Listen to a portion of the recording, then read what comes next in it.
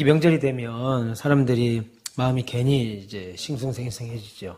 그래서 오후 예배 잘 나오다가도 안 나와도 될 것 같고 막 그런 마음이 괜히 들잖아요. 그런 마음 애시당초 좀 버리시고 오늘 말씀 들으면 좋겠습니다. 지난주에 이어서 우리가 하나님의 지식, 지혜, 하나님은 모든 지식과 지혜시다라는 것을 지난주에 말씀을 배웠고 오늘 한 주 더 하도록 하겠습니다. 특별히 11절 자세한 내용은 지난주에 이미 다 했습니다. 전반부에 대한 내용은 꼭 유튜브 한번 보시면 유익이 좀 될 거라고 믿습니다. 오늘은 11절부터 한번 살펴보도록 하겠습니다. 11절과 12절에 보면 내가 혹시 말하기를 흑암이 반드시 나를 덮고 나를 두른 빛은 밤이 되리라 할지라도 주께서는 흑암이 숨기지 못하며 밤이 낮과 같이 비추나니 주에게는 흑암과 빛이 같습니다 라고 말합니다. 12절 마지막에 보시면 주께서는 뭐라고 그래요? 흑암과 빛이 같다. 우리하고는 전혀 다르죠. 우리는 어두우면 아무것도 못 보는데 하나님은 흑암이든 빛이든 상관없다는 겁니다. 지금 여기서 말하는 흑암은 말 그대로 안 보이는 어두운 흑암일 수도 있습니다만 극한 절망의 상태입니다. 우리 인간이 맞이할 수 있는 아주 극한 절망한 상태인데 그러니까 어떤 절망의 상태에 저와 여러분이 빠졌다 할지라도 그 절망 속에서 그냥 낙심하고 좌절하고 정말 죽고 싶은 마음으로 숨고 있다 할지라도 하나님은 나를 못 찾는 분이 아니라는 거예요. 심지어 흑암이 아주 캄캄한 어둠이 나를 감추고 있고 내가 그 안에 숨어 있다 할지라도 하나님께서 얘야, 성규야, 어딨냐, 성민아, 어딨냐? 흑암이 너무 진해서 너무 어두워서 내가 너를 도저히 찾을 수가 없구나. 너를 지금 못 찾겠어. 그런 일이 없다는 겁니다. 흑암은 여러분들이 어떤 말 그대로 캄캄하여서 그게 죄 가운데 있던 여러분의 어떤 상황에 숨어 있다 할지라도 낙심하여서 거기에서 그냥 우울증에 쭉 빠져 있다 하더라도 그런 흑암이라도 절대로 나를 찾는 하나님에게서 나를 하나님에게 못 보이게 하거나 나를 하나님에게 감추게 하거나 못한다는 거죠. 어떤 악의 세력도 그리고 어떤 절망과 고통에도 우리를 찾아서 헤매시는 우리를 찾고 계시는 하나님 앞에서 나를 감추지 못합니다. 하나님 앞에서는 흑암이 빛과 같아요. 우리는 밝아야 찾잖아요. 밝아야 찾습니다. 그래서 집에 들어가면 제일 먼저 하는 게 뭐예요? 불부터 켜시잖아요. 그런데 하나님은 흑암이나 빛이나 똑같아서 감출 수 없다라는 겁니다. 그러니까 이거 얼마나 큰 위로의 말씀이냐면 우리의 죄 가운데도 지난주 살폈습니다만 어떤 죄를 죄도 다 숨어서 나 혼자만이 하는 거라도 하나님은 다 아실 뿐만 아니라 반대로 그런 죄 가운데 빠져서 그런 연약 가운데 빠져서 그런 좌절과 낭망 안에 있어서 하나님 다 싫어요. 사람들 다 숨어 있어서 사람들은 못 찾나 할지라도 우리 하나님은 우리를 못 찾는 일이 없다. 할렐루야. 예. 그래서 하나님께서 나를 오른손으로 지금 붙드신다. 우리가 지난주에 살폈죠. 10절. 주의 손이 나를 인도하시고 주의 오른손이 나를 붙드신다라고 할 때 나를 오른손으로 붙드시고 나를 인도하시는 손길이 항상 우리와 함께 하시니까 내가 주님 앞에서 기쁠 때나 또 내가 주님은 나와 함께 하십니다. 우리가 이렇게 고백할 때나 아니면 반대로 주를 거슬려서 우리가 죄를 짓거나 악한 일을 할 때에도 하나님은 우리와 함께 하신다. 그게 지난주에 말씀드렸어요. 그래서 하나님의 백성과 세상 사람의 차이가 바로 거기에 있다는 거죠. 하나님의 백성과 세상 사람의 차이. 그럼 여러분, 지옥에는 하나님이 계실까요? 안 계실까요?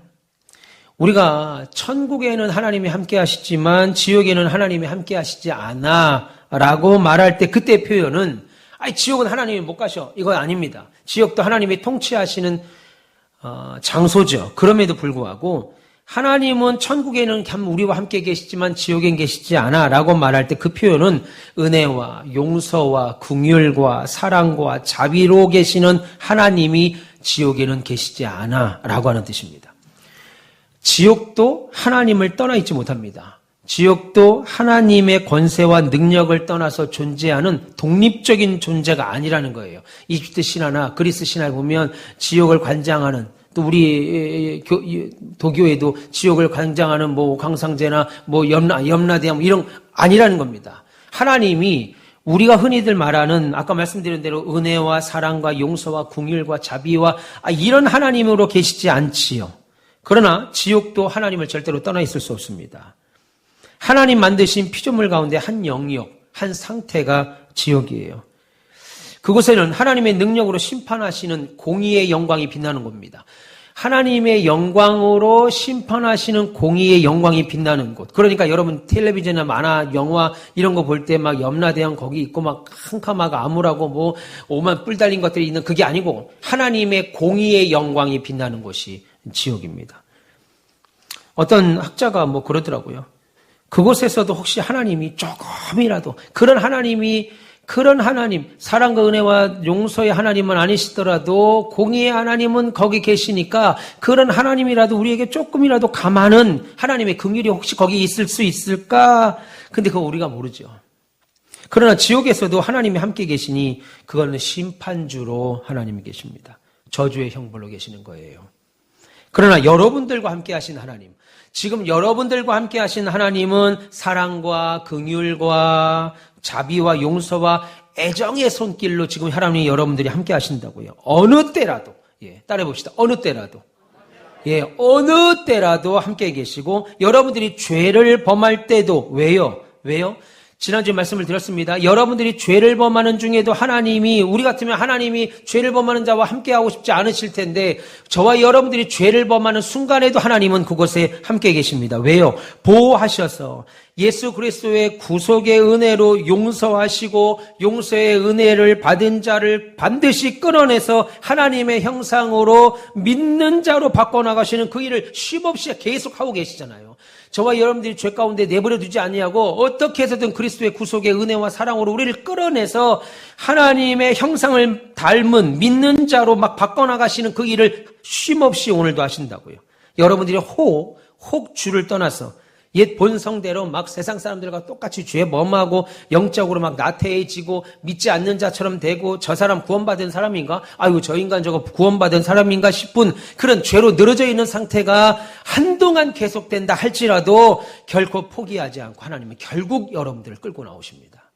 그런 의미에서 하나님이 모든 걸 다 아신다. 나의 연약하고 부족하고 심지어 죄 모든 걸 다 알고 계신다고 하는 것은 그리스도 안에 있는 저와 여러분들에게는 소망 중에 소망인 거예요.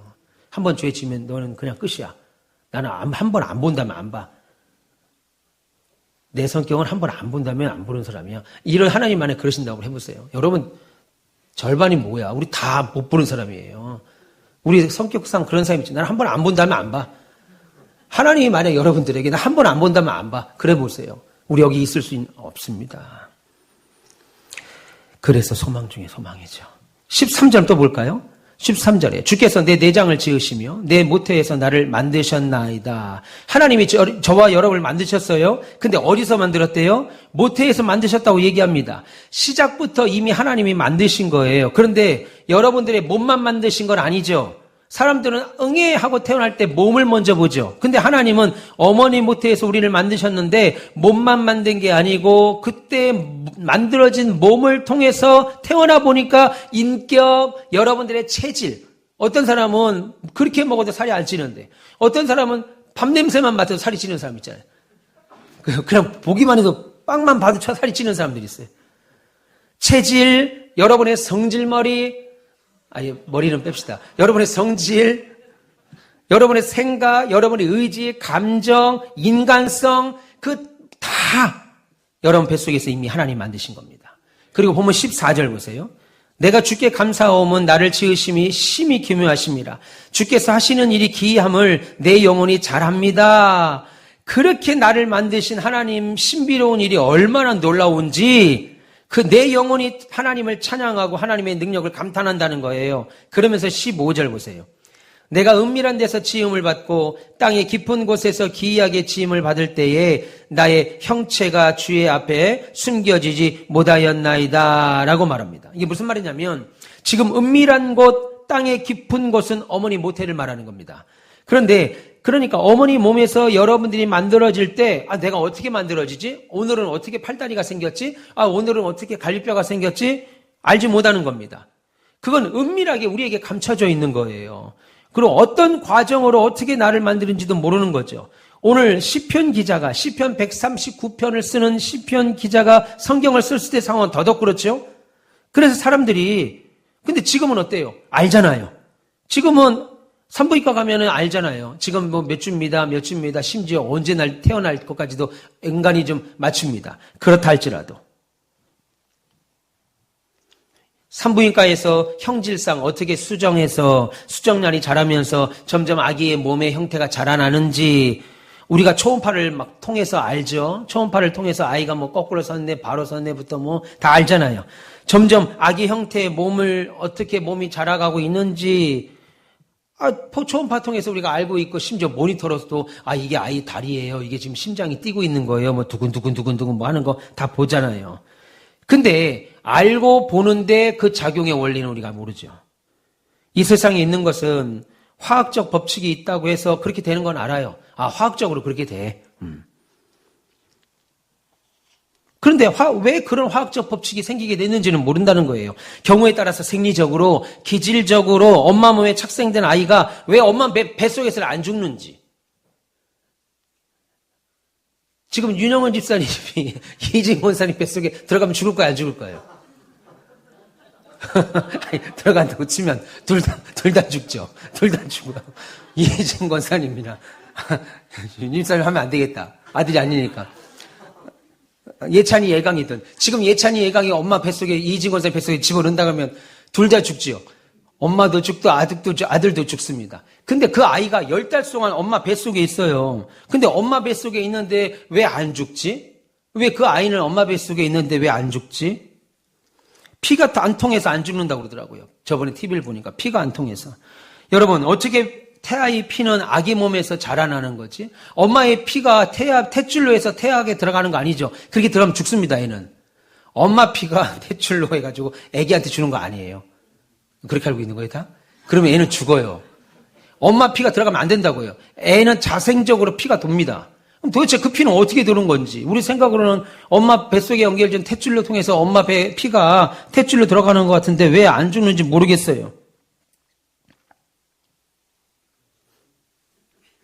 산모의 피가 아이의 피 속으로 들어가면 죽는다고 그러잖아요. 근데 그것을 하나님이 차단시켰어요. 그 신비한 조직의 원리가 왜 그렇게 되는지 몰라요.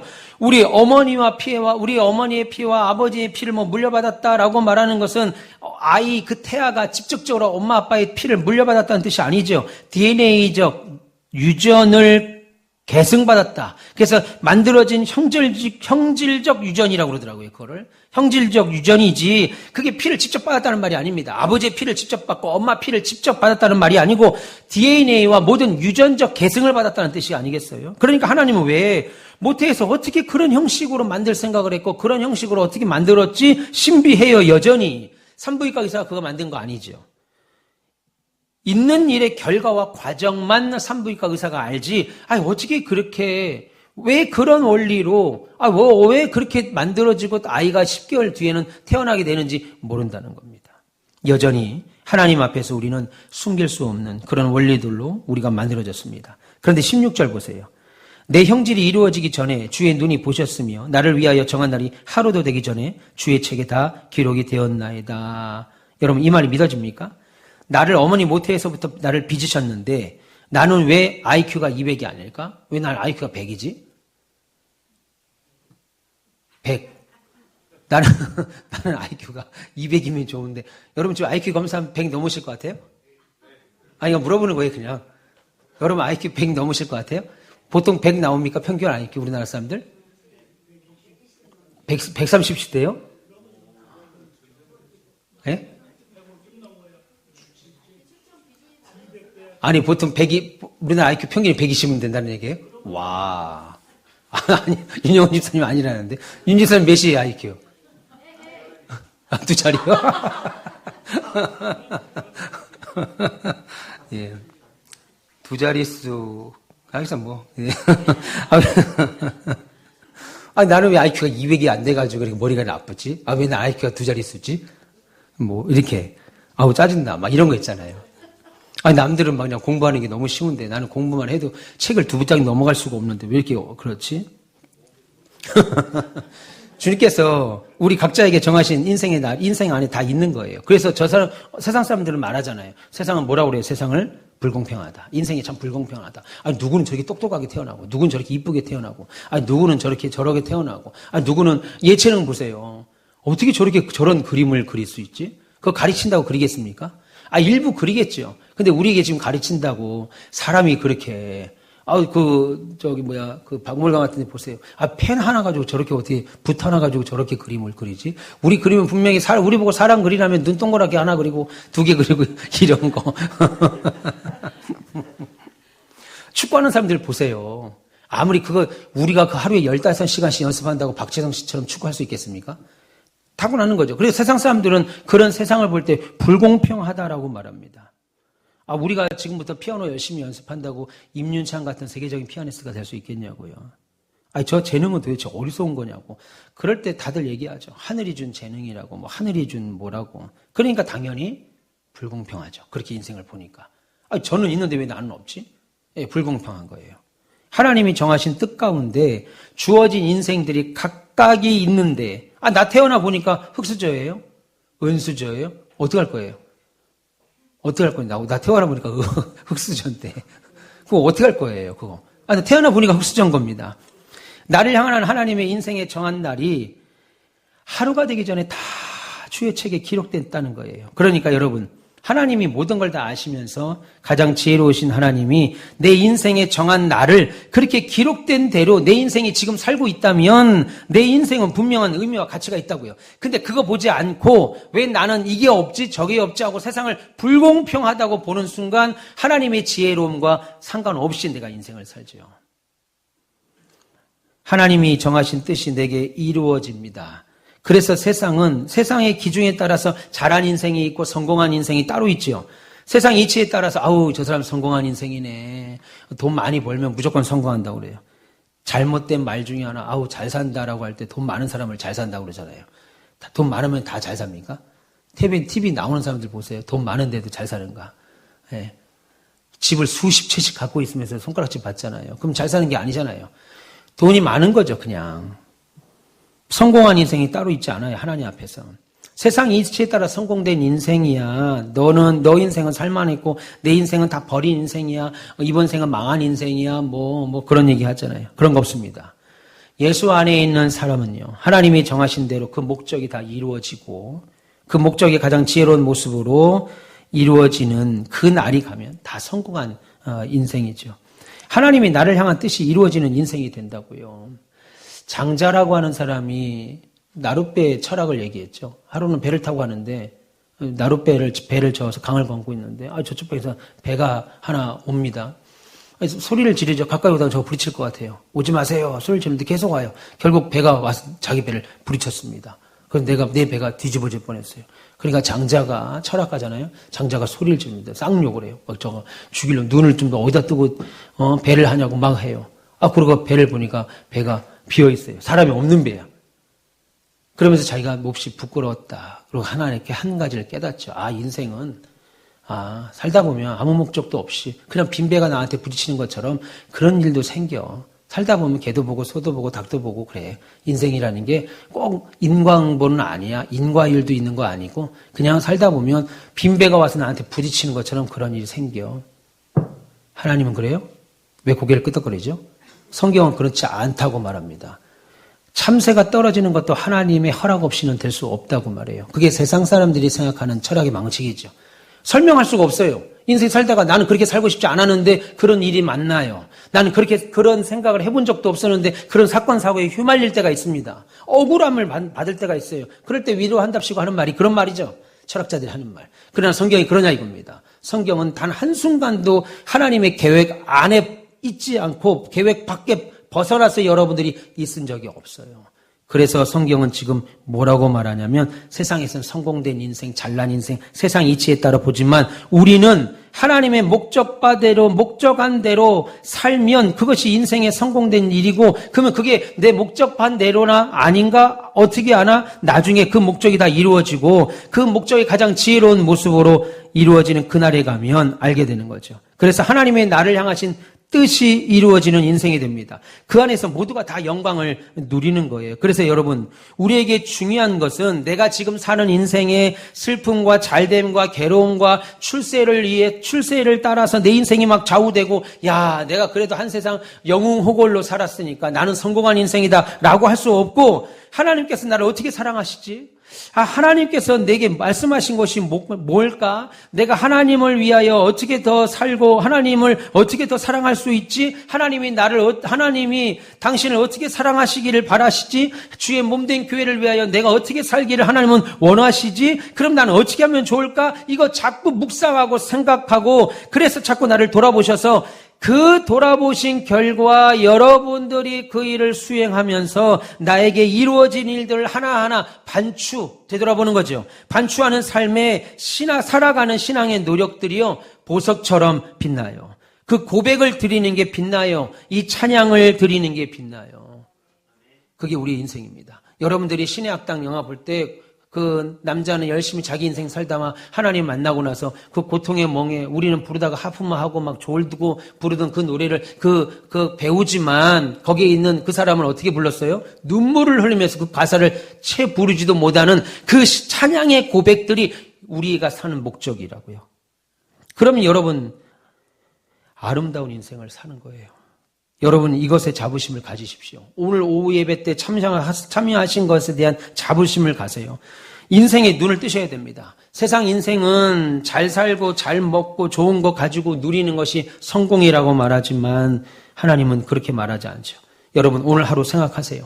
오늘 하루 지금 내 인생, 이때쯤에 내 인생은 내가 지금 최고의 인생을 살고 있어. 하나님이 나에게 말씀하셔서 어떤 것이 최고 인생일까? 내 인생 중에 어떤 것은 자랑스러워할 일이고 어떤 것은 부끄러워할 일이 있겠지요. 여러분들이 살다 보면 어떤 일은 참 자랑스러운 일이 있어요. 어떤 일은 남들에게 말하기 부끄러운 일이 있습니다. 그거 다 주 말씀 앞에 비추어서 깨닫는 것이 우리에게 교훈을 주신 대로 최고의 요점이라고요. 이거 깨닫게 하시는구나. 그래, 이거야. 바로 이거였어. 하나님 앞에서 자기 안의 관계를 확인하는 거죠. 인격적 교제 안에 자기를 보는 거예요. 다른 사람 보는 게 아니고.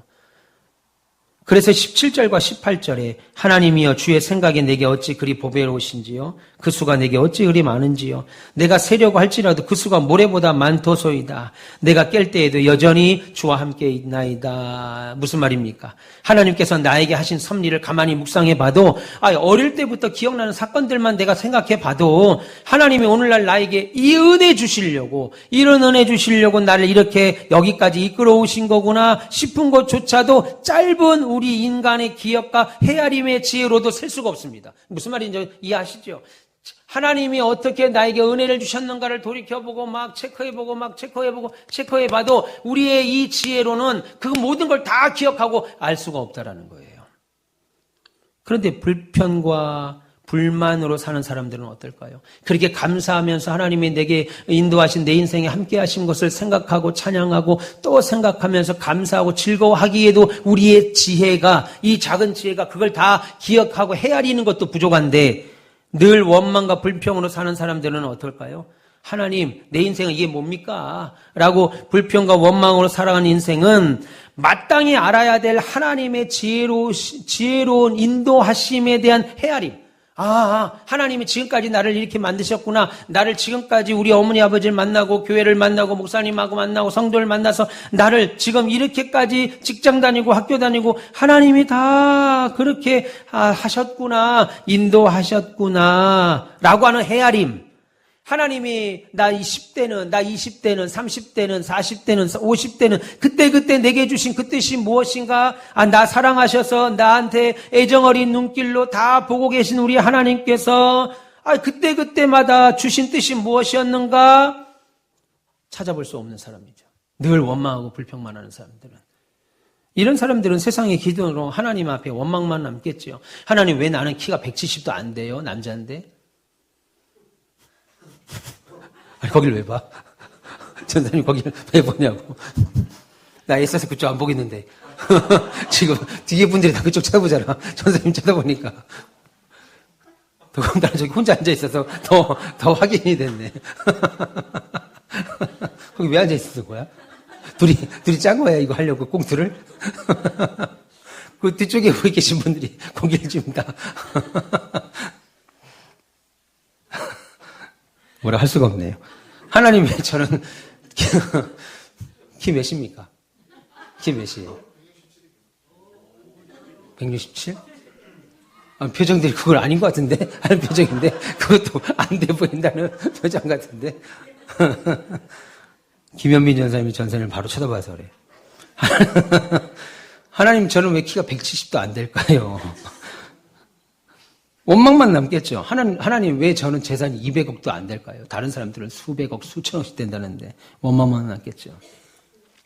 이런 사람들은요, 전지하시고 지혜로우신 하나님을 향한 신앙 고백을 버린 사람이죠. 우리 하나님은 나를 늘 사랑으로, 애정 어림으로 늘 지금까지 인도하셨고, 그때 생각해보면 그때는 그때 방식으로, 이때는 이때 방식으로, 이렇게 여러분의 지식을 그런 방향으로 사용하시면 찬송과 감사가 넘치죠. 근데 그런 거 없이는 원망하는 사람들, 왜 나는 이렇게 살아야 돼요? 왜 난 재산이 이거밖에 안 돼요? 왜 나는 키가 이 정도밖에 안 돼요? 나는 왜 이쁘지가 않아요? 뭐 오만 것들. 예. 그런 사람은 전지하시고 능력 많고 지혜로운 하나님을 향한 신앙 고백이 없는 사람이에요. 그 하나님 믿는다고 혹 할 수 있습니다. 교회도 나올 수 있습니다. 그런데 그 하나님의 지혜로움에 따라서 내가 믿음의 고백이 어떻게 되어야 할지에 대한 구체적인 신앙의 적용점을 못 찾는 사람이죠.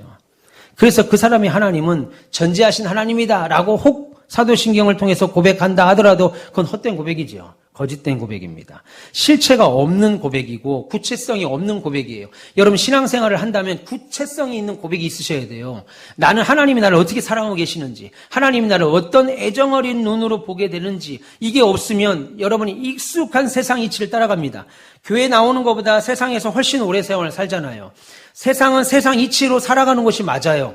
세상 이치로 삽니다. 여러분 세상에서는 열심히 공부하면, 어제 텔레비전을 보니까 뭐 검사들 뭐 나와서 뭐 인터뷰 하는데 서울대 법대가 아니면 다 고졸이라고 그러더라고요. 검사 거기는 서울대 법대가 아니면 자기가 뭐 고려대 나왔고 뭐 한국 외대 나와서 법대 나와가지고 변호사가 검사가 됐는데 학교 어디야? 저 어디 학교 나왔습니다. 고졸이구만. 그런데 서울대 법대 무조건 나와야 돼요. 서울대 법대를 나와야 된다는 거예요. 난 그게 나쁘다 좋다를 말하지 않습니다. 수고한 것에 대한 애씀도 있을 것이고. 그런데 세상은 그런 것이에요. 세상에 내가 검사가 되고 차장 검사가 되고 부장이 판사가 되고 변호사가 되려면 서울대 법대를 가야 돼. 그것 때문에 죽어라 공부하는 거 아니겠어요? 거기 들어가기만 하면, 서울대 법대만 들어가면 그냥 그 인생은 어떻게 되는 거예요? 말 안 해도 그냥 그렇게 흘러갑니다. 세상은 세상 이치로 흘러가게 되도록 만들었어요. 그렇게 돈을 벌어야 성공하는 거고, 돈을 벌어야 좋은 사람들, 좋은 여자, 남자 만나는 거고, 좋은 지역에서 사는 거고. 싫습니까? 여러분 표정이 벌써 썩었는데? 여러분들이 만약에 수백억 자산가라면 어떠겠어요? 예.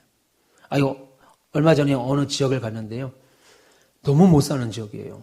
너무 못 사는 지역인데, 수입차들이 주차장에 질비해요. 이런 동네에 왜 이렇게 수입차가 많지? 이런 수입차 살 바에 차라리 조금이라도 빠져 외곽으로 나가서 좋은 아파트를 사는 게 낫지. 알고 보니까 뭐 때문인 줄 알아요? 재건축 때문에. 재건축법이 바뀌어서 5년을 거주해야 돼요.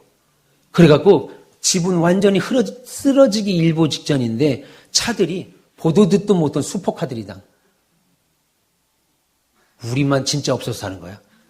거기 그 사람들은 진짜 없어서가 아니라 거기 5년 동안 있어야 되니까 법이 바뀌어서 2년에서 5년으로 바뀌었잖아요.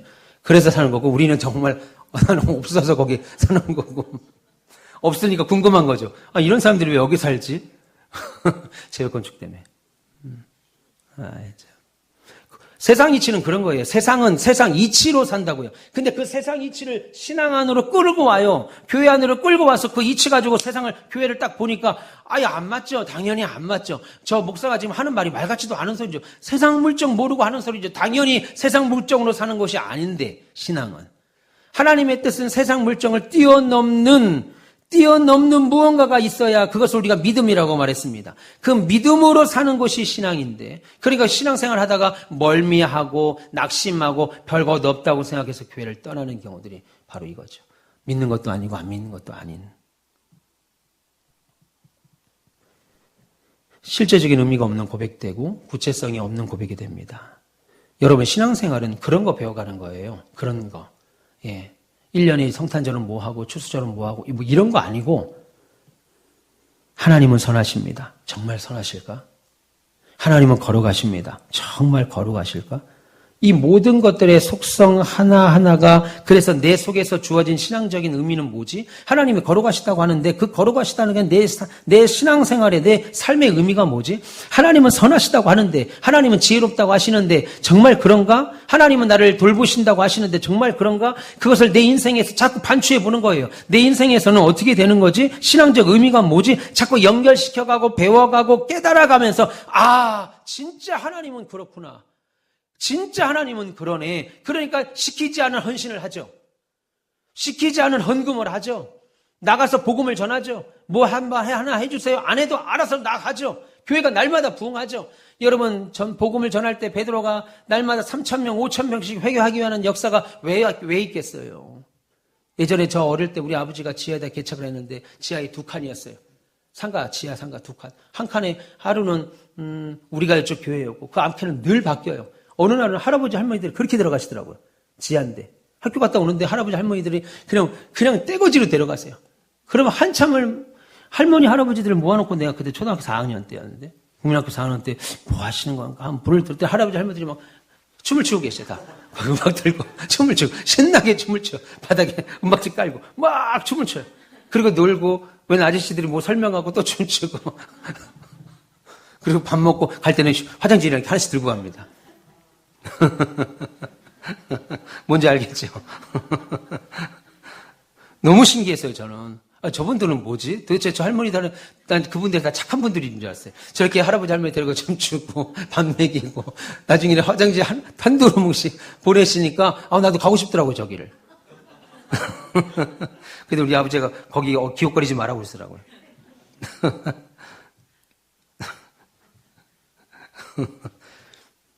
하나님은 정말 그렇구나. 하나님은 진짜 거룩하시구나. 지혜가 충만하시구나. 하나님이 정말 내 인생을 붙들고 계시구나. 이거 알아가는 게 신앙생활이에요. 이거 배워가는 게 신앙생활인 거예요.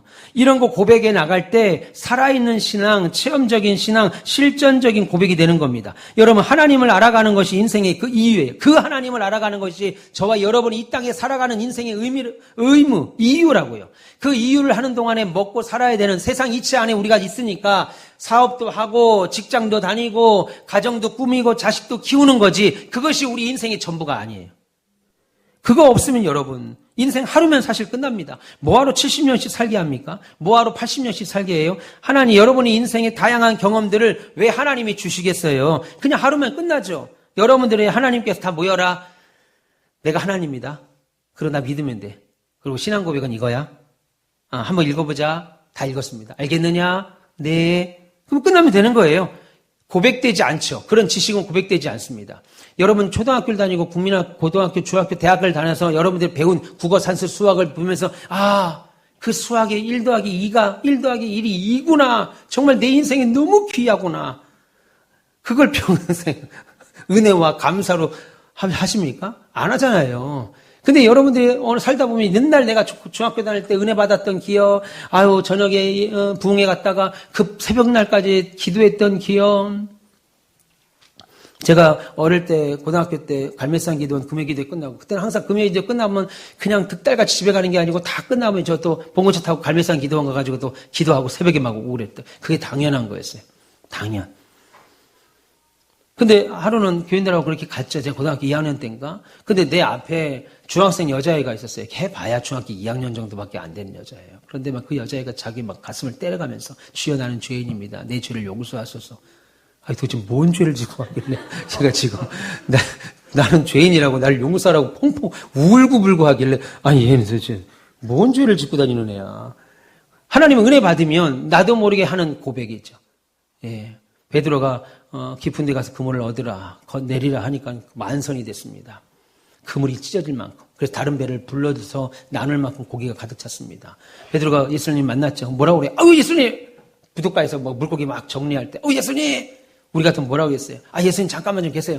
내가 요거 빨리 좀 정리하고요. 상하기 전에 이거 지금 어촌기에 빨리 넘겨야 되니까 요 잠깐만 하고 제가 오늘 이게 대박인데 내가 제대로 한번 뭐 좀 대접하겠습니다. 이게 상식 아니겠어요?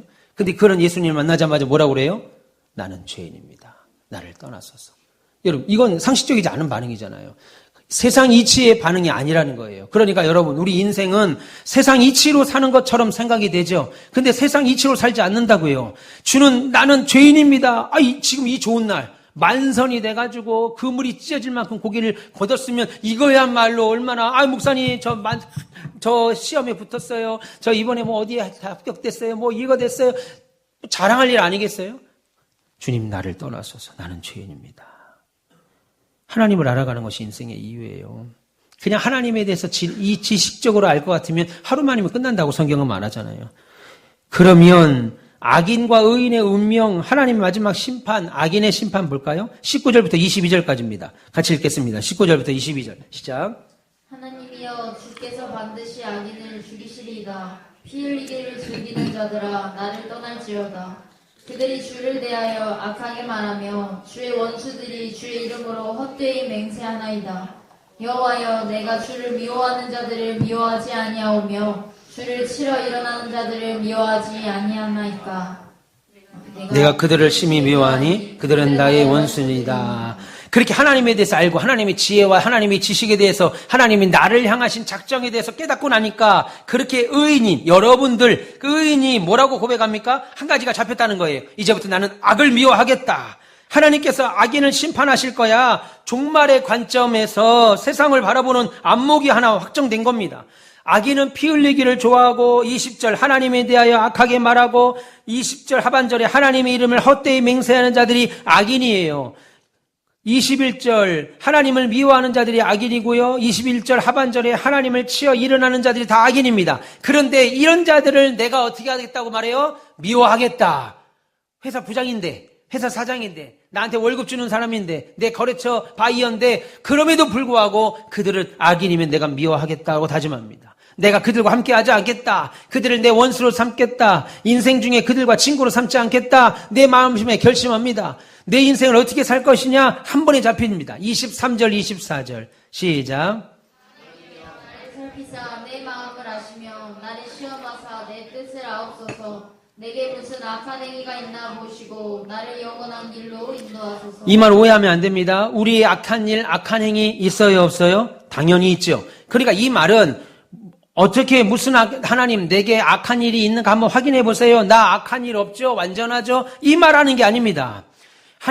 하나님께서 지금도 나를 살펴보고 계시는 줄 압니다. 23절에 4번이나 반복합니다. 살피시고 눈여겨보시고 내 마음을 아시고 제 믿음이 어떤가 시험하셔서 내 마음과 내 뜻이 어떤가 주님이 아십니다. 이렇게 하나님의 다 나에 대하여 아는 하나님의 전지성 안으로 내가 들어갑니다. 그러니까 내가 혹 연약하여도 혹 실족하여도 혹 죄를 지어도 혹 다른 사람에 대하여 해를 끼쳐도 다른 사람을 낙심하게 하더라도 어떻게 하라는 거예요? 나에게 긍휼의 손길, 애정의 손길을 내미셔서 나를 보호하시는 하나님의 손길로 내가 살아가는 줄 믿고 저의 회개와 감사와 기쁨과 하나님의 거룩한 행위의 순종과 선한 삶을 살아가도록 하나님 나를 도와주십시오 말하는 거죠.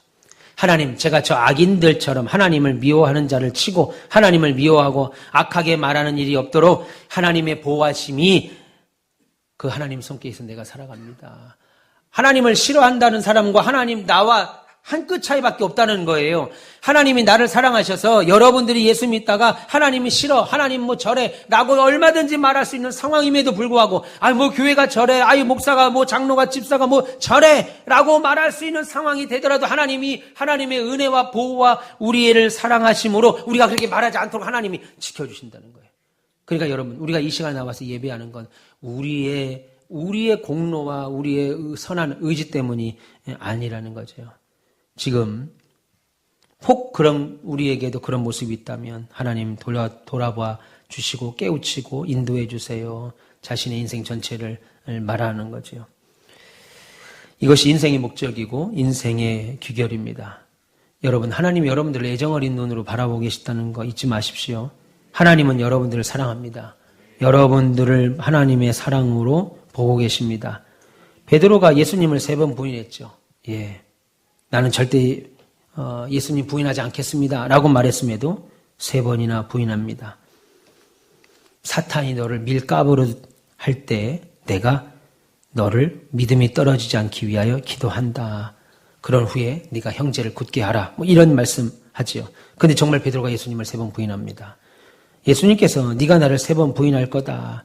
그러면 하나님은 지혜로우신데 왜 베드로에게 3번 부인하게 할 일을 있게끔 하셨을까요? 차라리 그 자리에 없게 하거나 그런 일이 없도록 하시면 되는데 왜 하나님은 베드로에게 예수님을 배신하는 3번이나 부인하는 일을 하게 하셨냐는 거예요. 하나님이 지혜로워서 이미 다 아실 텐데 베드로의 인생이 하루가 되기 전에 이미 책 속에 다 기록됐는데 그 인생 전체가 수십 년을 사는 인생 전체가 하루가 다 가기 전에 책 속에 하나님의 책 속에 다 기록됐는데 베드로가 그 인생을 살아가죠.